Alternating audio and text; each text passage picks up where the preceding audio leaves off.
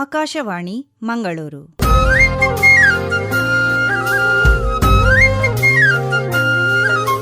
ಕಿಸಾನ್ ವಾಣಿ, ಕಿಸಾನ್ ವಾಣಿ, ಜೈ ಕಿಸಾನ್, ಜೈ ಕಿಸಾನ್, ಜೈ ಕಿಸಾನ್, ಕಿಸಾನ್ ವಾಣಿ.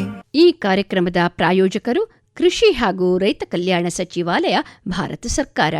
ಸರ್ವಶ್ರೇಷ್ಠ ರೈತನ ಬಹುಮಾನ ದೊರೆಯುತ್ತದೆ ಹರಿಯಣ್ಣಗೆ.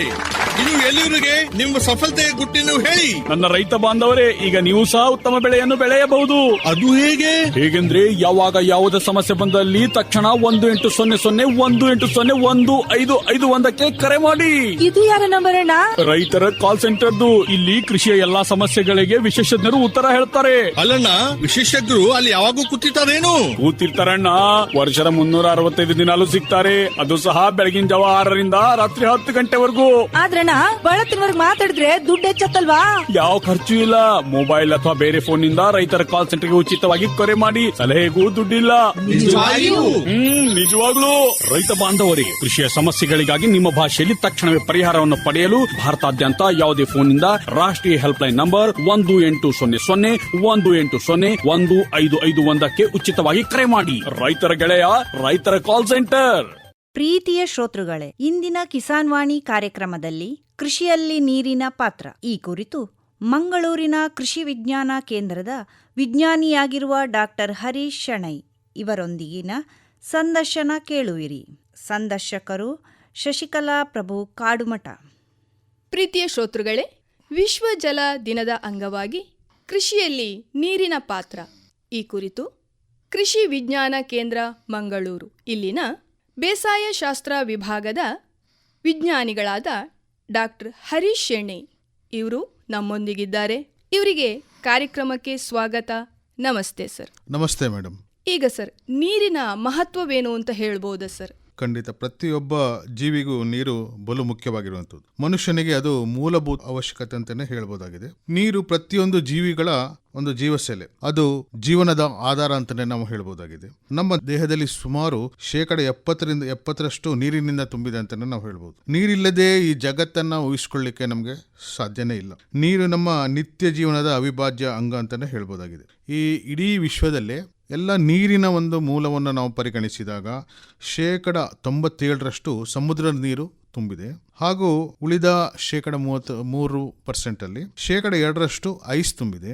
ಹಾಗೂ ಉಳಿದ 1% ಏನಿದೆ ಅದು ಶುದ್ಧವಾದ ಕುಡಿಲಿಕ್ಕೆ ಯೋಗ್ಯವಾದ ನೀರಂತ ನಾವು ಹೇಳ್ಬೋದು. ಈ 1% ಏನಿದೆ ಇದು ಸಂಪೂರ್ಣವಾಗಿ ಮಳೆಯ ಮೇಲೆ ಅವಲಂಬಿತವಾಗಿರುವಂಥದ್ದು. ಹಾಗಾಗಿ ಈ 1% ಉಳಿಯುವಂಥ ಈ ಒಂದು ನೀರೇನಿದೆ ಇದನ್ನು ಉಳಿಸುವಂಥ ಒಂದು ಕಾರ್ಯಕ್ರಮ, ಇದನ್ನು ಸಂಪೂರ್ಣವಾಗಿ ಸಮರ್ಪಕವಾಗಿ ಬಳಕೆ ಮಾಡುವಂಥ ಒಂದು ಕಾರ್ಯಕ್ರಮ ನಮ್ಮಿಂದ ಆಗಬೇಕಾಗಿದೆ. ಅದರಿಂದ ಇದು ನೀರು ಬಹಳ ಒಂದು ಮಹತ್ವವನ್ನು ಪಡ್ಕೊಂಡಿದೆ. ಈಗ ಸರ್, ವಿಶ್ವ ಜಲ ದಿನ ಆಚರಣೆ ಮಾಡ್ತಾ ಇದ್ದೇವೆ. ಇದರ ಮಹತ್ವವೇನು ಸರ್? ಈ ವಿಶ್ವ ಜಲ ದಿನ ಅನ್ನೋದು ಈ ಹೆಚ್ಚುತ್ತಿರುವ ಜನಸಂಖ್ಯೆ ಹಾಗೂ ಶುದ್ಧ ನೀರಿನ ಮೂಲಗಳ ಹೆಚ್ಚಿದ ಒಂದು ಶೋಷಣೆಯಿಂದಾಗಿ ಜಗತ್ತಿನಾದ್ಯಂತ ಇವತ್ತು ಅನೇಕ ದೇಶಗಳು ನೀರಿನ ಕೊರತೆಯನ್ನು ಎದುರಿಸುತ್ತಿರುವುದನ್ನು ನಾವು ಗಮನಿಸಬಹುದಾಗಿದೆ. ಹಾಗಾಗಿ ಪ್ರತಿಯೊಬ್ಬರು ನೀರಿನ ಮಹತ್ವ ಏನೆಂಬುದು ಪ್ರತಿಯೊಬ್ಬರು ಒಂದು ಅರಿಯಬೇಕಾಗಿದೆ. ಹಾಗೂ ಈ ನಿಟ್ಟಿನಲ್ಲಿ ತಮ್ಮ ಜವಾಬ್ದಾರಿಯನ್ನ ಗಂಭೀರವಾಗಿ ನಿರ್ವಹಿಸಬೇಕು. ಅದರಿಂದ ನೀರಿನ ಮಹತ್ವದ ಬಗ್ಗೆ ಸಾರ್ವಜನಿಕರಲ್ಲಿ ಜಾಗೃತಿ ಮೂಡಿಸಲು ವಿಶ್ವಸಂಸ್ಥೆಯು 2030 ಸಾಧಿಸಬೇಕೆಂದು ಗುರಿ ಹೊಂದಿರುವ ಸಕಲರಿಗೆ ಜಲ ಮತ್ತು ಸ್ವಚ್ಛತೆ ಉದ್ದೇಶದಡಿ ಹಮ್ಮಿಕೊಂಡಿರುವ ಸುಸ್ಥಿರವಾದ ಅಭಿವೃದ್ಧಿ ಕಾರ್ಯಕ್ರಮ ಅಂದ್ರೆ SDG ಸಸ್ಟೈನಬಲ್ ಡೆವಲಪ್ಮೆಂಟ್ ಗೋಲ್ಸ್ ಅಂತೇಳಿ ಇದಕ್ಕೆ ಹೆಚ್ಚಿನ ಬಲವನ್ನು ತುಂಬಲು ಈ ದಿನವನ್ನು ಜಾಗತಿಕವಾಗಿ ನಾವು ವಿಶ್ವ ಜಲ ದಿನ ಎಂದು ಆಚರಣೆಯನ್ನು ಮಾಡ್ತಾ ಇದ್ದೇವೆ. ಈಗ ಸರ್, ಈ ವರ್ಷದ ವಿಶ್ವ ಜಲ ದಿನದ ಘೋಷವಾಕ್ಯ ಏನು, ಹಾಗೆ ಅದರ ಅರ್ಥ ಏನು ಅಂತ ಹೇಳ್ಬೋದಾ ಸರ್? ಖಂಡಿತ. ಈಗ ವಿಶ್ವ ಜಲ ದಿನದ ಈ ವರ್ಷದ ಘೋಷವಾಕ್ಯ ಏನಂದ್ರೆ ನೀರು ಮತ್ತು ಲಿಂಗ ಸಮಾನತೆ ಅಂತೇಳಿ, ವಾಟರ್ ಅಂಡ್ ಜೆಂಡರ್ ಅಂತ ಇದರ ಅರ್ಥ. ಇದು ಕೇವಲ ನೀರು ಉಳಿಸುವಂತ ಜಾಗೃತಿಯ ಜೊತೆಗೆ ನೀರಿನ ನಿರ್ವಹಣೆಯಲ್ಲಿ ಮಹಿಳೆಯರ ಒಂದು ನಿರ್ಣಾಯಕ ಪಾತ್ರವನ್ನು ಗುರುತಿಸುವಂಥದ್ದು. ಜಗತ್ತಿನಾದ್ಯಂತ ನಾವೀಗ ಗಮನಿಸಬಹುದಾಗಿದೆ ಏನಂದ್ರೆ ಗ್ರಾಮೀಣ ಮಹಿಳೆಯರು ನೀರು ಸಂಗ್ರಹಿಸಲು ದಿನದ ಬಹುಪಾಲು ಸಮಯವನ್ನು ಕಳೆಯುವಂಥದ್ದು. ಅವರಿಗೆ ನೀರಿನ ಹಂಚಿಕೆಯ ಒಂದು ನಿರ್ಧಾರದಲ್ಲಿ ಸಮಾನ ಅಧಿಕಾರ ನೀಡಿದಾಗ ಕೃಷಿ ಮತ್ತು ಕುಟುಂಬದ ನಿರ್ವಹಣೆ ಹೆಚ್ಚು ಸುಸ್ಥಿರವಾಗುತ್ತೆ ಎಂಬುದು ಇದರ ಆಶಯ. ಈ ವರ್ಷದ ಘೋಷವಾಕ್ಯ ನೀರು ಮತ್ತು ಲಿಂಗ ಸಮಾನತೆ ಅಂದರೆ ನೀರು ಮತ್ತು ಕೃಷಿ ನಿರ್ವಹಣೆಯಲ್ಲಿ ಮಹಿಳೆಯರ ಪಾತ್ರವನ್ನು ಅದು ಎತ್ತಿ ತೋರಿಸ್ತದೆ. ಅವರ ಒಂದು ಪ್ರಾಮುಖ್ಯತೆಯನ್ನು ಸಹ ಅದು ನಾವು ಗಮನಿಸಬಹುದಾಗಿದೆ ಅಂತ ನಾವು ಹೇಳ್ಬೋದಾಗಿದೆ. ಈ ಘೋಷವಾಕ್ಯ ನೀರು ಮತ್ತು ಲಿಂಗ ಸಮಾನತೆ ಕೃಷಿಗೆ ಹೇಗೆ ಸಂಬಂಧಿಸಿದೆ ಸರ್?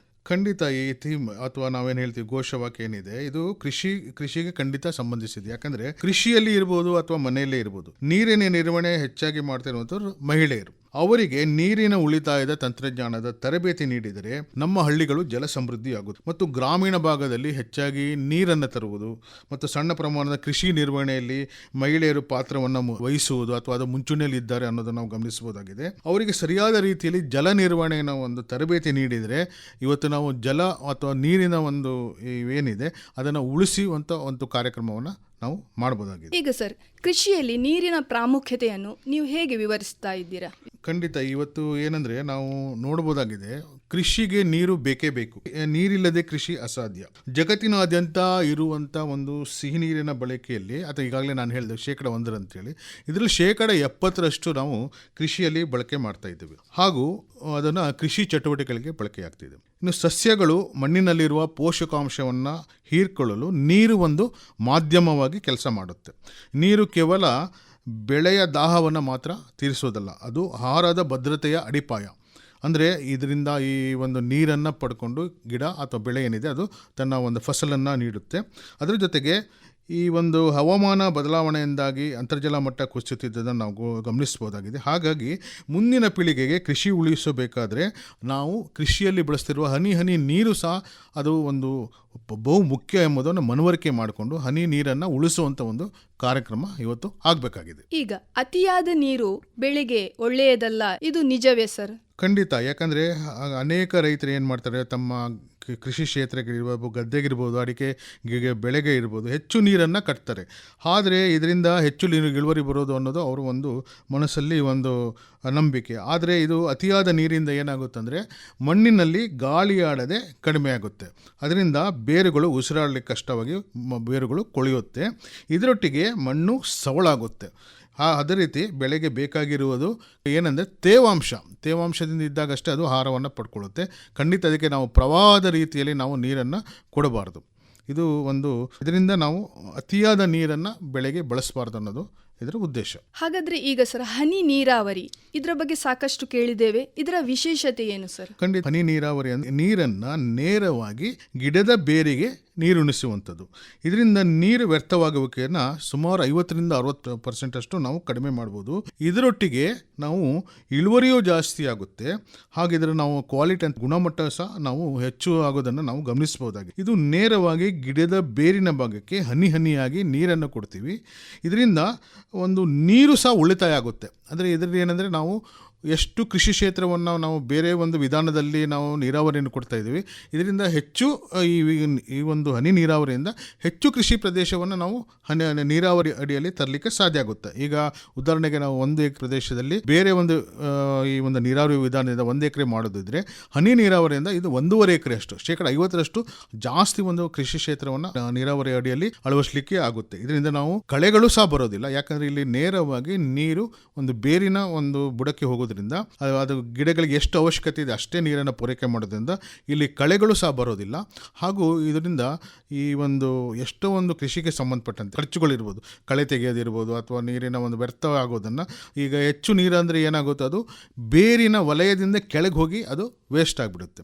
ಅದರಿಂದ ಈ ಹನಿ ನೀರಾವರಿಯನ್ನು ಅಳವಡಿಸೋದ್ರಿಂದ ಹಲವಾರು ಒಂದು ಅಡ್ವಾಂಟೇಜಸ್ ಇದೆ ಅಂತ ನಾವು ಹೇಳ್ಬೋದಾಗಿ. ಈಗ ಸರ್, ಹನಿ ನೀರಾವರಿ ಅಳವಡಿಸಲು ಖರ್ಚು ಜಾಸ್ತಿ ಇಲ್ವಾ ಸರ್? ಖಂಡಿತ. ಇದು ಆರಂಭದಲ್ಲಿ ನಮ್ಮದು ಖರ್ಚು ಅಂತ ಅನಿಸ್ಬೋದು, ಆದರೆ ದೀರ್ಘಕಾಲದಲ್ಲಿ ಅದು ಲಾಭದಾಯಕ ಅಂತಲೇ ನಾವು ಹೇಳ್ಬೋದು. ಯಾಕಂದರೆ ಇದು ಒನ್ ಟೈಮ್ ಇನ್ವೆಸ್ಟ್ಮೆಂಟ್ ಅಂತ ನಾವು ಹೇಳ್ಬೋದು. ಮಾತ್ರವಲ್ಲದೆ ಇಲ್ಲಿ ನಾವು ಒಂದು ಅಂತರ್ಜಲ ನಮ್ಮ ಒಂದು ನೈಸರ್ಗಿಕ ಸಂಪನ್ಮೂಲ ಏನಿದೆ ನೀರು, ಅದನ್ನು ಉಳಿಸುವಂಥ ಒಂದು ಕಾರ್ಯಕ್ರಮದಲ್ಲೂ ಭಾಗವಹಿಸ್ತಾ ಇದ್ದೀವಿ. ಇದರೊಟ್ಟಿಗೆ ಸರ್ಕಾರವು ಈ ಪ್ರಧಾನ ಮಂತ್ರಿ ಕೃಷಿ ಸಿಂಚಾಯಿ ಯೋಜನೆಯಲ್ಲಿ ಸಹಾಯಧನವನ್ನು ಸಹ ಒದಗಿಸುತ್ತೆ. ಇದರೊಟ್ಟಿಗೆ ವಿದ್ಯುತ್ ಮತ್ತು ಕೂಲಿ ವೆಚ್ಚವನ್ನು ಸಹ ಅದು ಒಂದು ಕಡಿಮೆ ಮಾಡೋದನ್ನು ನಾವು ಗಮನಿಸ್ಬೋದಾಗಿದೆ. ಆದ್ದರಿಂದ ರೈತ ಬಾಂಧವರು ಈ ಹನಿ ನೀರಾವರಿಯನ್ನು ಅಳವಡಿಸಲಿಕ್ಕೆ ಮುಂದೆ ಬರಬೇಕೆಂಬುದು ತುಂಬ ಒಳ್ಳೆಯದನ್ನೋದು ಒಂದು ಕೃಷಿಗೆ ಒಂದು ಲಾಭದಾಯಕ ಆಗುತ್ತೆ ಅಂತ ನಾವು ಹೇಳ್ಬೋದಾಗಿದೆ. ಈಗ ಸರ್, ತುಂತುರು ನೀರಾವರಿ ಯಾವ ಬೆಳೆಗಳಿಗೆ ಸೂಕ್ತ ಸರ್? ತುಂತುರು ನೀರಾವರಿ ಸಾಮಾನ್ಯವಾಗಿ ಕಡಲೆ, ಶೇಂಗಾ, ಗೋಧಿ ಮತ್ತು ಕಾಫಿ ತೋಟಗಳಿಗೆ ಹೆಚ್ಚು ಉತ್ತಮ ಅಂತ ನಾವು ಹೇಳ್ಬೋದು. ಇನ್ನು ನಮ್ಮ ಜಿಲ್ಲೆಯಲ್ಲಿ ಹೇಳಬೇಕಾದ್ರೆ ಈ ಒಂದು ಮೇವಿನ ಬೆಳೆಗಳಿಗೆ ಸಹ ಇದು ಸೂಕ್ತವಾಗಿದೆ ಅಂತ ನಾವು ಹೇಳ್ಬೋದು. ಇದು ಕೃತಕ ಮಳೆಯ ಒಂದು ಅನುಭವವನ್ನು ಕೊಡುತ್ತೆ ಮತ್ತು ಇಳಿಜಾರು ಪ್ರದೇಶದಲ್ಲಿ ನೀರು ಹರಿದು ಹೋಗೋದನ್ನು ತಡೆಯುತ್ತೆ ಅಂತ ನಾವು ಹೇಳ್ಬೋದಾಗಿದೆ. ಈಗ ಬತ್ತಿ ಹೋದ ಕೊಳವೆ ಬಾವಿಗಳನ್ನು ಪುನಶ್ಚೇತನಗೊಳಿಸಲು ಸಾಧ್ಯ ಉಂಟಾ ಸರ್? ಖಂಡಿತ. ಈಗ ಬೋರ್ವೆಲ್ ರೀಚಾರ್ಜ್ ಅಂತ ನಾವು ಹೇಳ್ತೀವಿ. ಇದರಲ್ಲಿ ಏನಂದರೆ ನಾವು ಮಳೆ ನೀರೇನಿದೆ ಅದನ್ನು ಇಂಗು ಗುಂಡಿ ಮೂಲಕ ಮಳೆ ನೀರನ್ನು ನಾವು ಫಿಲ್ಟರ್ ಮಾಡಿ ಭೂಮಿಯೊಳಗೆ ಸೇರಿಸೋದ್ರಿಂದ ಅಂತರ್ಜಲ ಮಟ್ಟ ಹೆಚ್ಚಿಸುತ್ತೆ. ಇದ್ರ ಜೊತೆಗೆ ಇದು ಬತ್ತಿದ ಬೋರ್ವೆಲ್ಗಳಿಗೆ ನಾವು ಮರುಜೀವವನ್ನು ಮಾಡೋದು. ಅಂದರೆ ಮಳೆಗಾಲದಲ್ಲಿ ಈ ಒಂದು ಇಂಗು ಗುಂಡಿಯನ್ನು ಮಾಡಿ ಆ ಒಂದು ಮಳೆಯ ಯಾವುದು ನೀರಿದೆ ಅದನ್ನು ಅಲ್ಲಿ ಸೇರಿಸಿ ಅಲ್ಲಿಗೆ ಇದು ಫಿಲ್ಟರ್ ಮುಖಾಂತರ ಆ ಒಂದು ಬೋರ್ವೆಲ್ಗಳಿಗೆ ನಾವು ನೀರನ್ನು ಕೊಟ್ಟಾಗ ಅಲ್ಲಿ ಆ ಬೋರ್ವೆಲ್ ರೀಚಾರ್ಜ್ ಆಗುತ್ತೆ ಅಂತ ನಾವು ಹೇಳ್ಬೋದಾಗಿದೆ. ಇದ್ರ ಜೊತೆಗೆ ಈ ಹಳೆ ಕೆರೆ ಮತ್ತು ಕಲ್ಯಾಣಿಗಳಲ್ಲಿ ಹೂಳು ತುಂಬಿರುತ್ತೆ, ಅಲ್ಲಿ ಸ್ವಲ್ಪ ನೀರಿನ ಇದು ಒಂದು ಸಂಗ್ರಹ ಆಗಲಿಕ್ಕೆ ಕಡಿಮೆ ಆಗಿರೋದ್ರಿಂದ ಅವು ಹೂಳೆತ್ತೋದ್ರಿಂದ ನಾವು ಈ ಒಂದು ಸ್ಥಳೀಯ ಕೃಷಿಗೆ ಪೂರಕವಾದ ನೀರಿನ ಸಂಗ್ರಹ ಮಾಡ್ಬೋದು. ಈ ರೀತಿ ನಾವು ನೀರಿನ ಸಂಗ್ರಹ ಮಾಡಿದಾಗ ಅಲ್ಲಿ ಒಂದು ಅಂತರ್ಜಲ ಮಟ್ಟ ಹೆಚ್ಚಾಗುತ್ತೆ ಅಂತ ನಾವು ಹೇಳ್ಬೋದಾಗಿದೆ. ಈಗ ಬೆಳೆಗಳ ಆಯ್ಕೆ ನೀರಿನ ಉಳಿತಾಯದ ಮೇಲೆ ಹೇಗೆ ಪರಿಣಾಮ ಬೀರಬಹುದು ಸರ್? ಖಂಡಿತ. ಈಗ ಏನಂದರೆ ನಾವು ಸಾಮಾನ್ಯವಾಗಿ ಕಬ್ಬು ಅಥವಾ ಭತ್ತ ಇದನ್ನು ಬೆಳೆಸಿದಾಗ ಇಲ್ಲಿ ಹೆಚ್ಚು ಇವು ನೀರನ್ನು ಬೇಡುತ್ತೆ. ಅದರ ಬದಲಿಗೆ ಸಿರಿಧಾನ್ಯಗಳಂತ ಈಗ ನಮ್ಮ ಪ್ರದೇಶದಲ್ಲಿ ಏನಾದ್ರು ಸಿರಿಧಾನ್ಯಗಳು ಬರೋದಿದ್ರೆ ಅಥವಾ ಚೆನ್ನಾಗಿ ಬರೋದಿದ್ರೆ ಅಂಥ ಸಮಯದಲ್ಲಿ ನಾವು ರಾಗಿ, ನವಣೆ ಇವೆಲ್ಲ ಬೆಳೆಸ್ಬೋದು. ಯಾಕಂದರೆ ಇವು ಅತಿ ಕಡಿಮೆ ಒಂದು ನೀರಲ್ಲಿ ಮತ್ತು ಬರಗಾಲವನ್ನು ಒಂದು ತಡೆದುಕೊಂಡು ಬೆಳೆಯುವಂಥ ಒಂದು ಸಹಿಷ್ಣುತೆಯನ್ನು ಹೊಂದಿರುವಂಥ ಒಂದು ಬೆಳೆಗಳಿವು. ಆದ್ದರಿಂದ ಕಬ್ಬು ಮತ್ತು ಭತ್ತ ಈಗ ಆಲ್ರೆಡಿ ನಾವು ಬೆಳೀತಾ ಇದ್ವಿ ಅಥವಾ ಬೆಳೆಯುವಂಥ ಪ್ರದೇಶದಲ್ಲಿದೆ. ಅಲ್ಲಿ ನಾವು ಈ ಒಂದು ತಳಿ ಒಂದು ಕಡಿಮೆ ನೀರನ್ನು ಒಂದು ಬೇಡುವಂಥ ಒಂದು ಏನಿದೆ ಈ ಒಂದು ಬೆಳೆಗಳನ್ನು ನಾವು ಸಹ ಬೆಳೆಸ್ಬೋದಾಗಿದೆ. ನೀರು ಬಳಕೆದಾರರ ಸಂಘಗಳ ಅಗತ್ಯವೇನು ಸರ್? ಖಂಡಿತ. ಈಗ ಏನಂದರೆ ಒಂದು ಕಾಲುವೆ ನೀರಾವರಿ ಮಾಡಿದಾಗ ಅಣೆಕಟ್ಟು ಬೆಳೆಸಿದಾಗ ಅಲ್ಲಿ ಕಾಲುವೆ ನೀರಂತ ಮಾಡಿದಾಗ ಅದು ಹಂಚಿಕೆಯಾಗುವಾಗ ರೈತರ ನಡುವೆ ಒಂದು ಸ್ವಲ್ಪ ಭಿನ್ನಾಭಿಪ್ರಾಯ ಬರೋದು ಸಹಜ.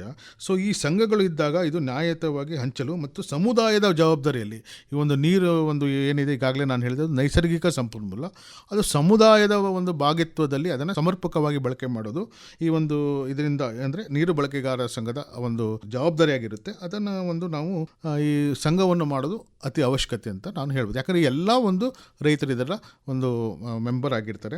ಸೊ ಇದರಿಂದ ಈ ಒಂದು ಎಲ್ಲರಿಗೂ ಒಂದು ಹೇಳ್ಬೋದಾಗಿ ಬರ್ತದೆ ಎಲ್ಲ ನೀರು. ರಾಸಾಯನಿಕ ಗೊಬ್ಬರಗಳು ನೀರಿನ ಮೇಲೆ ಹೇಗೆ ಪರಿಣಾಮ ಬೀರಬಹುದು ಸರ್? ಖಂಡಿತ. ಈಗ ಏನಂದರೆ ರಾಸಾಯನಿಕ ಗೊಬ್ಬರವನ್ನು ನಾವು ಕೃಷಿ ಬೆಳೆಗಳಿಗೆ ಕೊಡ್ತೀವಿ.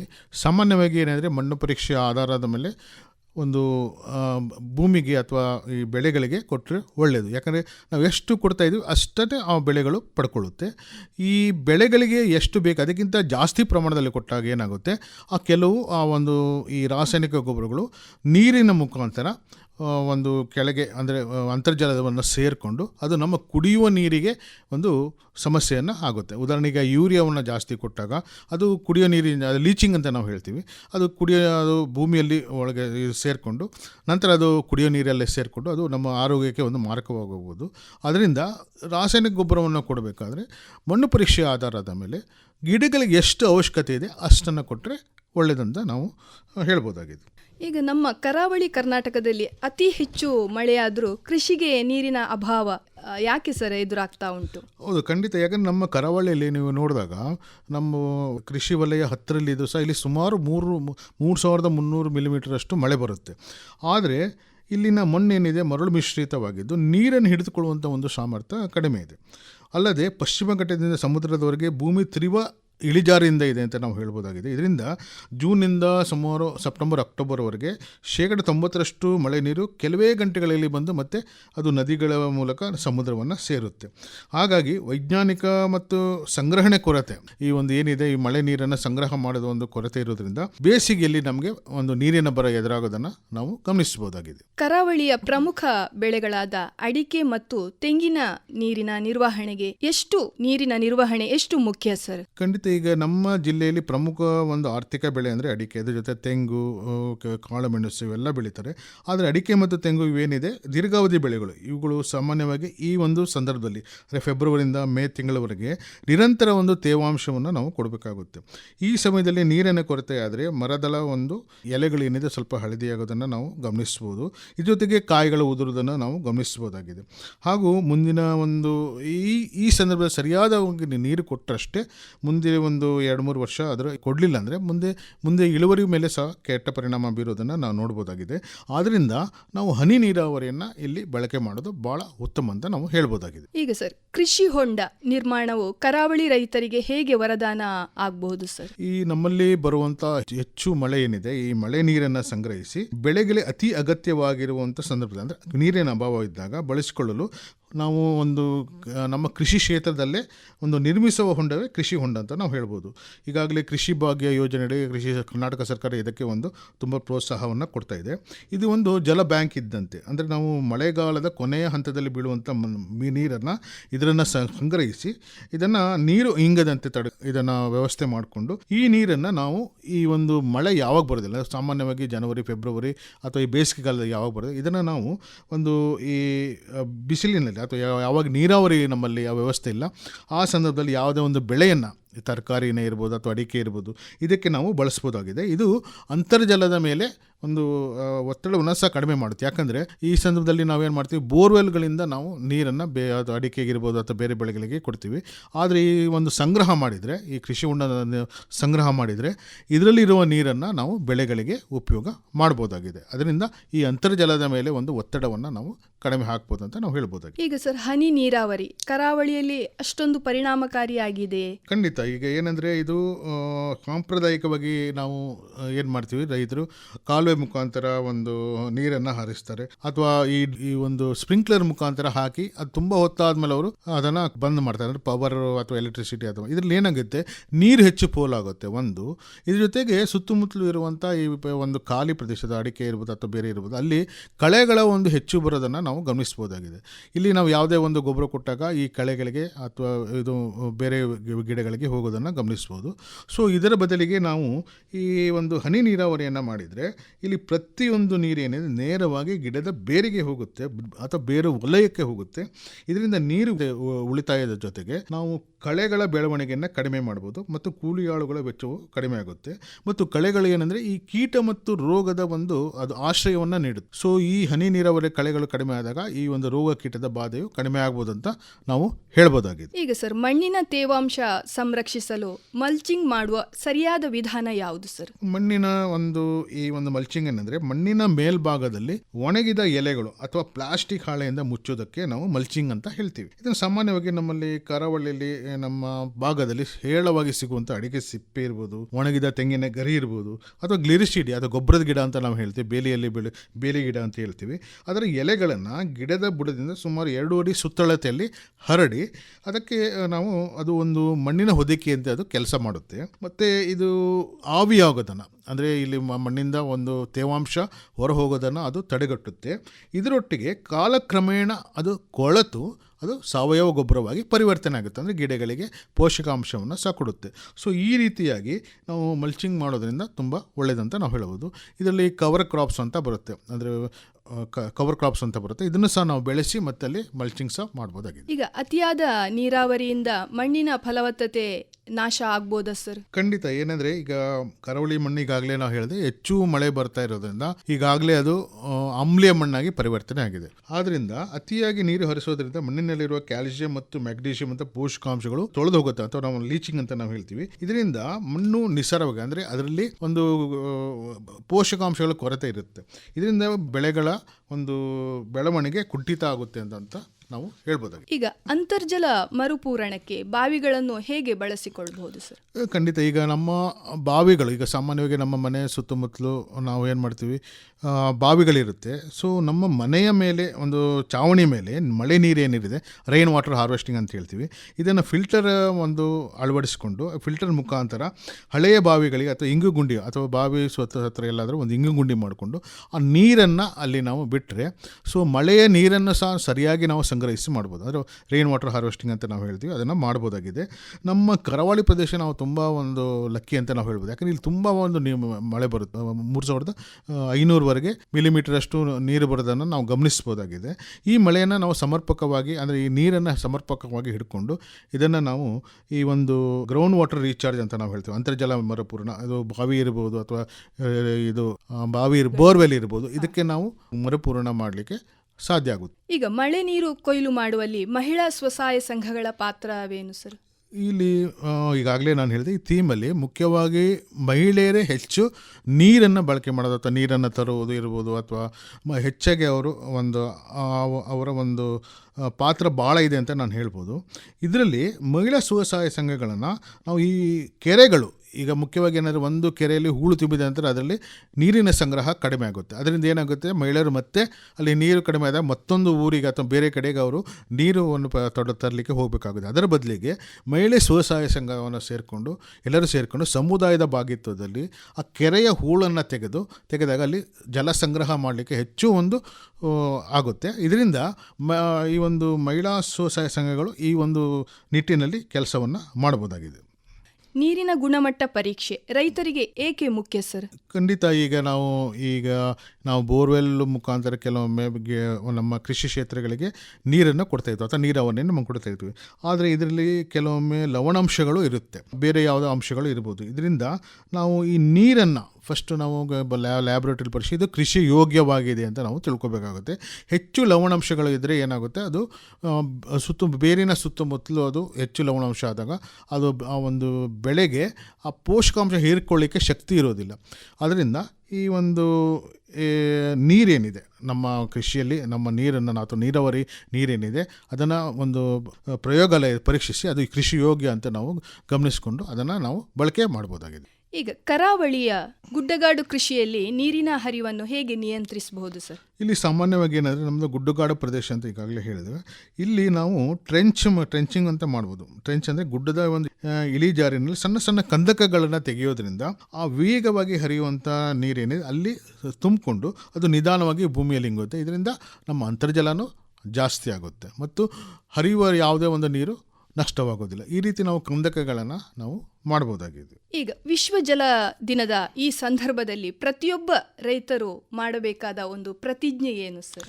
ಪ್ರತಿಜ್ಞೆ ಏನಂದರೆ, ಪ್ರತಿಯೊಬ್ಬ ಈಗ ರೈತರು ಕೃಷಿಯಲ್ಲಿ ನೀರು ಅನಿವಾರ್ಯ.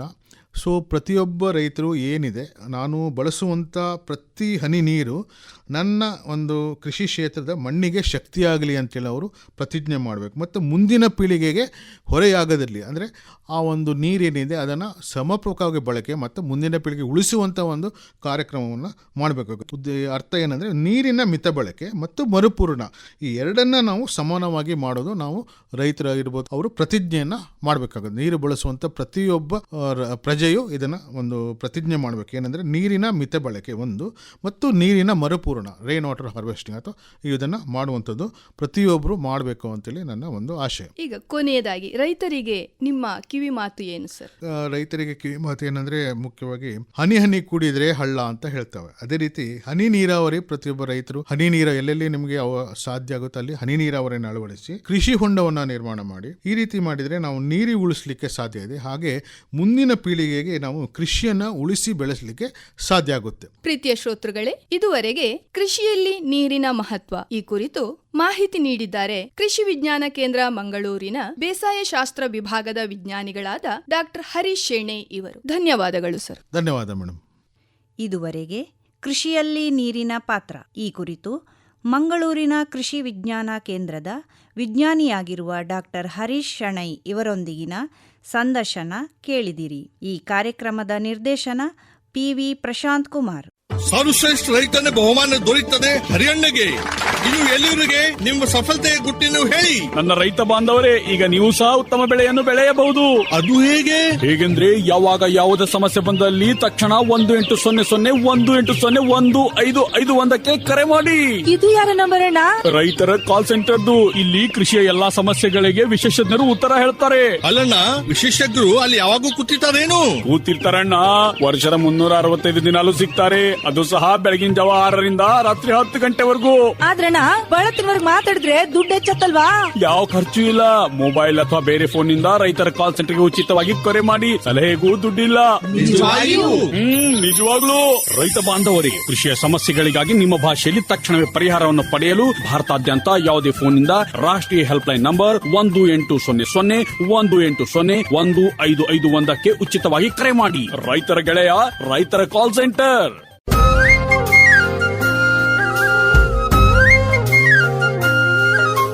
ಕಿಸಾನ್ ವಾಣಿ, ಕಿಸಾನ್ ವಾಣಿ जय किसान जय किसान जय किसान किसान वाणी